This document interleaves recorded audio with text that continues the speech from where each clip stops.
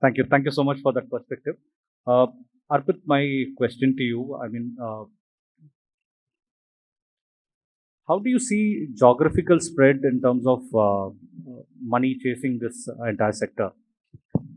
Are there any specific geographies where you're seeing a lot of growth, a lot of people coming in from a certain geography, or is it pan-India phenomenon? How do you see it? You mean venture capital perspective? Yeah, from a venture capital. So unfortunately, venture capital is a network business. And you will see that people are able to raise money more in Delhi, Bombay, and Bangalore, mostly Delhi and Bangalore, as compared to every other city for no fault of the entrepreneurs coming in from Hyderabad, Chennai, Pune, Ahmedabad, Jaipur, Gwalior, Bhopal, Vijayawada, Kolkata. Unfortunately, we are a very small private kind of industry. Access to us is very limited. We haven't built for scale as much as Commander Kaushik has. He also has an obligation to build for scale. Unfortunately, sir, we run absolutely short of that. We of course have email IDs and pitch forms and whatnot, but the access is limited. More importantly, even if you could apply to us, let's say you're in Dibrugarh and you're doing fabulous technology in battery, and you do apply to us, you definitely get an ear or people to talk to. However, even if someone could invest, experience suggests that if you are not in a top tier town, your ability to hire, raise more money, and therefore deliver the returns that we are expecting is going to be limited. Hence, it is like a virtuous cycle for someone and vicious cycle for someone else, which is why geography is going to be your challenge. Although I know in the virtual world of Zoom, things are much easier, but it is still going to be much better. Like I've already got the buzzer. So, in terms of this pandemic playing out, I mean, we can't not address it. I mean, how have you seen, has it dented certain fortunes, or we are going sailing strong? How have you seen this play out in this space? So, from the private investment perspective, I think these have been the best ever years. Pleasantly surprised, in about, say, 3 months' time, we had the largest number of people wanting to become investors with us. Largest numbers of investments that happened at that time. Single, biggest ticket size investments happened. That was 2020. And I was like, wow, this is like fabulous for us, right? Till 2021 hits. And just to give you a sense of numbers, between financial year ending 2021 to 2020, we have deployed 3 times more money. Right. 3 times. So that's the kind of growth that you're talking about. And see, what you have to understand is venture money is very patient money.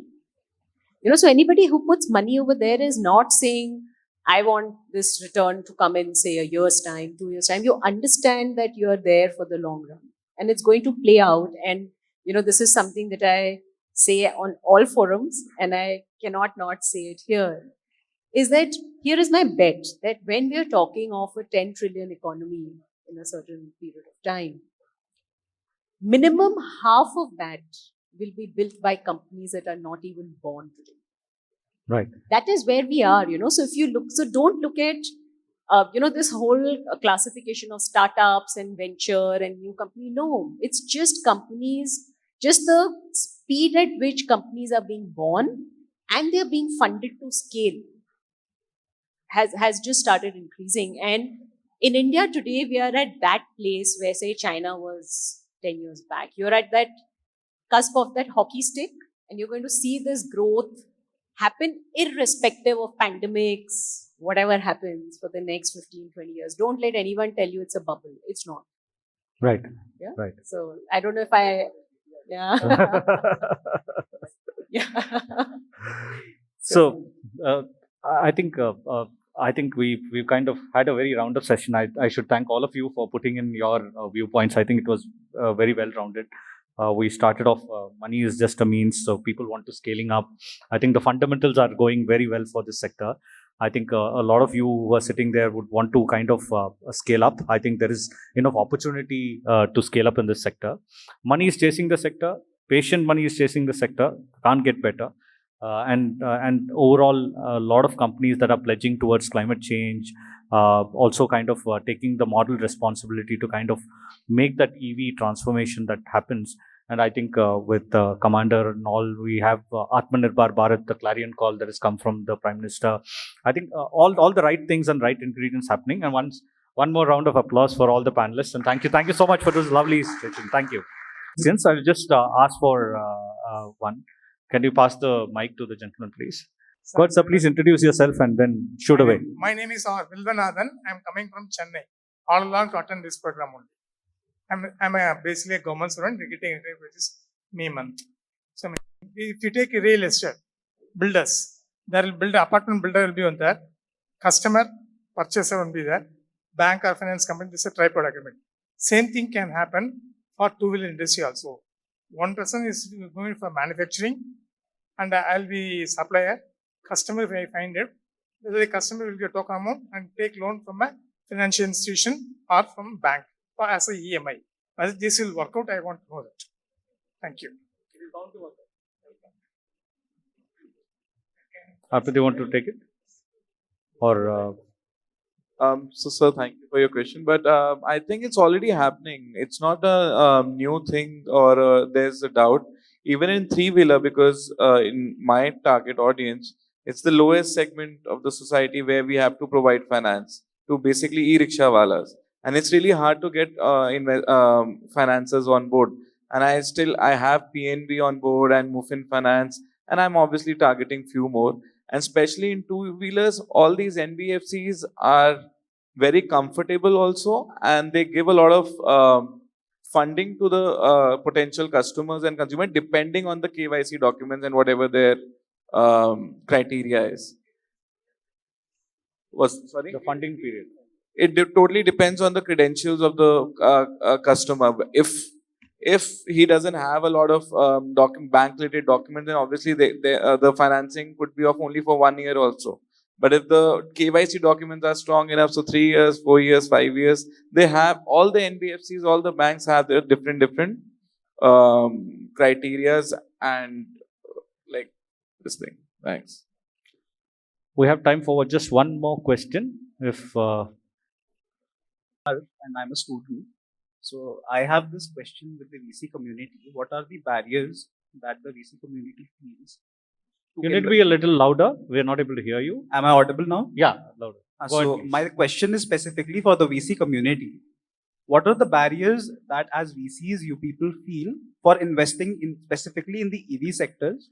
And what are the specific key points that us students as startups should look up to so that we can cater the needs and fulfill all the required criteria?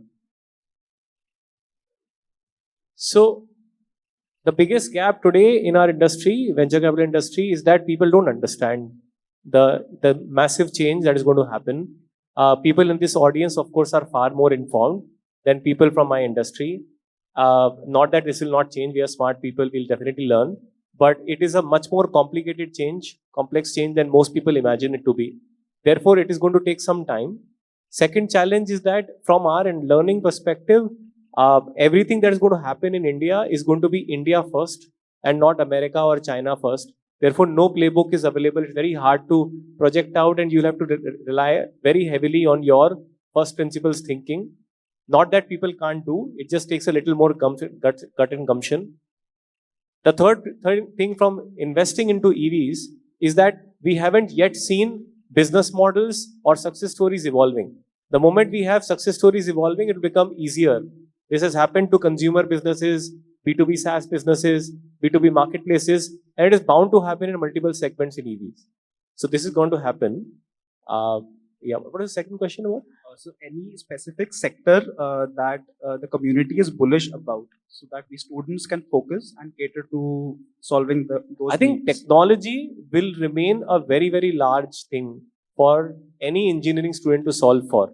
If you can solve for deep piece of technology, how to use software and hardware to develop great applications which EV owners can use, whether they are fleet or consumer, will be a very important thing for you to work on. It is also going to be easier for you to build that business because you will not be expected to put too much capex. Is a very large gap. Nandini, you want to add? So, completely agree with everything he's saying. And, if the one thing that if you're actually trying to ask the question on a broader thing on saying what should you focus on, and which is not maybe just EV, I think the other sectors that we see a lot of application coming up in the next few years is space tech, defense tech, agri tech, apart from EV. So if I had to put 4 segments, these are the 4 segments that we see a lot of action. Not the blockchain and crypto. Blockchain, crypto, what happens Blockchain, to all that? crypto, The yes. tokenization of real estate and everything. You're that's not, happening you're now. not, he has the answer already, so he wants to hear it from you. Ma'am, you're not touching upon my points. It's going out of syllabus. No, absolutely. Look, Web3 is a new buzzword, but you need to know that it's not new. If everybody is trying to handle that from various different aspects for many years. And we as investors are a lot more wary about the business model rather than the froth of it. But you do something, create something like he's saying, we are just waiting for some fabulous business model and founders to come. Thank you. Kaushik, you want to add up? Yeah. I didn't want to add on. I just wanted to say that it will be unfair on me, on my organization, if I don't say that we were the first ones to fund Riva. Okay. The first electric vehicle in India was funded by us. Before it was Mahindra Riva. Excellent. So, in the interest of time, I think we'd close with a question there. Can somebody pass in the mic, please? Yeah. The initial Riva was not a great success, right? It was having problems selling in India, but the revenue which it got was from the Europe. That I can't say. That is for Mahindra to answer better rather than me answering it, because our money is back. So, final questions. I think the panelists will be around, so you can ask your questions to them offline. So, we close with the last question, please. Ma'am, can you introduce yourself and Yeah, go thank you so much. My name is Sunanda Banerjee. I'm the founder of a startup called Co-Emerge. My question stems from what Arpit initially talked about, that especially around tier 2, tier 3 cities. You talked about Dibrugarh, you talked about Ahmedabad and Jaipur, Bhopals of the world. And the question then, of course, to the whole panel, that we all know that there is immense potential, there is amazing talent out there, and some brilliant minds who are working on various concepts. And as you rightly said, that realistic hurdle of not being present in a tier 1 city or a metro city would persist. Having said that, we all also understand that it would be great to shift upwards the focus in terms of resources and encouraging this kind of talent. What kind of initiatives that, as not VC ecosystem, investment ecosystem, all that you all so brilliantly represent, what kind of initiatives would you like to do, or you're already doing to enable these startups or concepts that are not in the Delhis and Bangalore's of the world? See, I'll take it from my organization. Like, we are Pan India. We have the call for proposal. We open up. We are open throughout the year. Like, it is not a typical time, like you give a call and only then you can apply.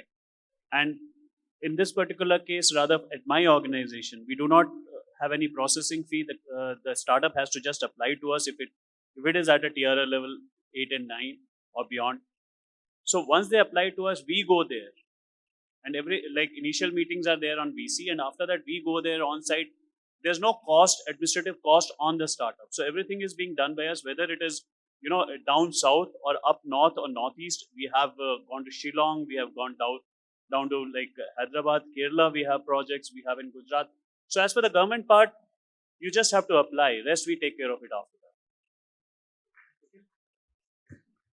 that. Nandita, right? I would like to essentially mention one thing that also got, somewhere diluted while everyone has mentioned on this particular forum is, capital is available. The nature of capital could be essentially a particular kind of capital might be more available in Delhi or Bangalore. But, if you look at, recent past, you look at Jaipur. the kind of startups that have essentially been coming out of that particular city, you can, categorize that particular city as a tier 2, but the kind of funding that has happened in that particular city. Similarly, a lot of actions is essentially happening in Calcutta as I see. So, the nature of that particular capital might essentially change, or the availability in terms of quantum of that particular capital might change from place to place. But capital, I believe, sincerely is available, across the country. And as, Commander also mentioned that, as far as PSU or the government funding is concerned, that's place agnostic. As far as even the strategic investment is concerned, that's place agnostic. So, I would say, while there is an exodus of people wanting to be in Bangalore, Delhi, Bombay, to attract the right kind of capital, but I believe, considering the variety of capital pools which is available across the country, I don't think a startup even in Dibrugarh will find it hard. It's about scaling up, right? People can scale up in the local market, and then when they want to expand in different territory, when it is the right time to essentially tap into that kind of capital, go to those sources and do it. Well, add on here one more thing that, I'm just talking about TTB, but the government of India, DST, DBT, MEITY, they all have incubators. For the startup funding, it is available across India. So today, getting fund for startups is not that difficult, especially from the government side. And after that, whatever the successes come, and for the next stage, we are always there. Thank you all. Thank you so much, panelists, for taking all the questions so patiently. Thank you. Appreciate your time. Thank you. Thank you, everyone.